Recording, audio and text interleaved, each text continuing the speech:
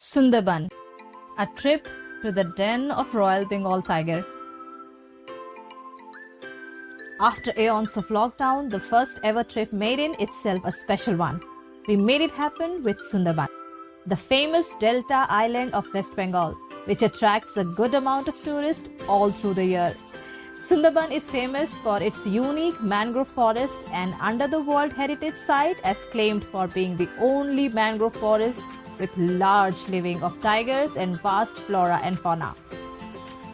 Sundarban Mangrove Forest covers an area of about 10,000 square kilometers, of which forests in Bangladesh's Khulna division extend over 6,017 square kilometers, and in West Bengal they extend over 4,260 square kilometers across the South 24 Parganas and North 24 Parganas district. The most abundant tree species are Sundari and Jiva. The forest provides habitat of 453 faunal wildlife, including 290 birds, 120 fish, 42 mammal, 35 reptile, and 8 amphibian species. It was a 2-night, 3-day program and we started from Srirampur, Hooghly. The journey all through the national highway was good and the scenic beauty was good until you entered the Basanti district. The roads are narrow, overpopulated with public transport, cycles and rickshaw. However, this gives an adventurous spree to your mind. Across the streets, you can see the paddy fields both the sides. The greenery and fresh air indeed purify the soul. For breakfast, we stopped at Adarsha Hindu Hotel near Basanti area. It served lip-smacking, homely, delicious puri bhaji and anda sabji, worth a try. Sundarban cannot be reached by road, so we had to park a car at Gotkhali, a place where ferry service is available. We boarded the ferry and it was then a journey for 2 hours across the low tide of the river. The more you reach closer to the nature, the more you get to set free. The beauty of village life can be easily captured in the best place to stay in Sundarbans, undoubtedly, is Sachnekhali Tiger Forest Resort. The government bungalows, not just for its stupendous welcome, but also the abundance in comfort, food and hospitality. The resort is situated exactly inside the dense forest of Sundarbans and you can locate deer and many wild animals during your stay here. We reached the resort almost during lunchtime and went straight to the dining hall. The grandeur starts here.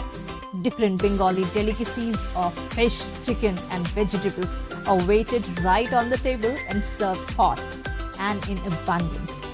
So is to say, to serve a man, start with its stomach. Once our lunch was over, we took a power nap. At the resort, the entire area is fenced and one cannot go out after 6 p.m. even in resort premises. The wild snakes and monkeys are common cause to such restrictions. Well, the evening we spent with a couple of hot teas and snacks.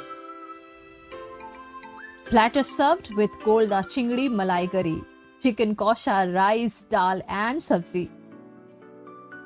Sundarban is awesome in the morning. The vast forest territory wakes up naturally with rising of the sun.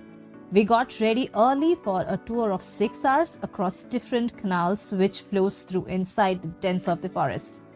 This tour is organized by the government of West Bengal and you can access the information in any tourist lodge or government accommodation. The entire tour is in a boat with special arrangement of lunch and accompanied with a guide who helps understanding the natural flow of water during high tide and low tide, the different species of mangrove plants, an area of tigers and crocodile, and of course, a lot of folklores. The journey through the river and canals having lush green forest in both sides is worth an experience. Sundarban is a mangrove, tiger reserve, which is the only one in the country. There is more than 35,000 square feet of mangrove here. So what is this mangrove, if you ask? The river which is coming from Ganges as well as the Bay of Bengal, in the high tide and low tide, the water enters into the land and when the low tide it goes out. So the trees which are there, it's not mango trees, sorry, you don't think mango is full of mangoes, no. There is even a single mango tree here. Yes, true. So this mangrove, these trees can live in water and land. and they cannot live without water also. So that's a different trees what you are seeing here, and it survives both, and it's there in a lot of places in world.